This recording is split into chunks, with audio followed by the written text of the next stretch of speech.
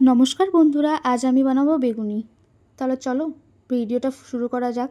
सर्वप्रथम दुटो बेगुन निয়েছি, दुटो दुई रकमेर निয়েছি, তোমরা চাইলে অন্যান্য কালারেরও নিতে পারো, অসুবিধা নেই। তারপর এটাকে গোল গোল করে সুন্দর করে কেটে জলে ভিজিয়ে রাখবো, না হলে এটা কালো হয়ে যেতে পারে। কালো হলে তো দেখতে সুন্দর লাগবে না, এটা ছাড়া আর কোনো ব্যাপার নেই। তারপরে আমার কমেন্ট বক্সে জানাও যে কে কে বেগুনি খেতে ভালোবাসো, কারণ আমি বেগুনি খেতে খুব ভালোবাসি। এরপরে আমি একটু ধনিয়া পাতা আর একটু কাঁচা লঙ্কা কুচি করে করে রাখছিলাম, এগুলো আগে থেকে ধুয়ে নিয়েছি। এবার আমার বাটিতে দিয়ে দিলাম সামান্য পরিমাণ হলুদ গুঁড়ো আর একটুখানি লবণ, তারপরে দিলাম কিছুটা পরিমাণ চালের গুঁড়ো আর কিছুটা বেসন। এবার এটা সুন্দর করে জল দিয়ে ভালো করে এটাকে মাখিয়ে নিতে হবে, যেন এটার ভিতরে কোনো দানা দানা না থাকে। তারপরে তার জন্য আমি হাত দিয়ে ভালো করে মাখিয়ে নিলাম। এরপরে কড়াইটা গরম করে ওতে তেল দিয়ে বেগুনটাকে বেসনের গোড়াটায় ডুবিয়ে তেলটা গরম হওয়া পর্যন্ত অপেক্ষা করতে হবে। তারপরে এক এক করে বেগুনি ছাড়তে হবে।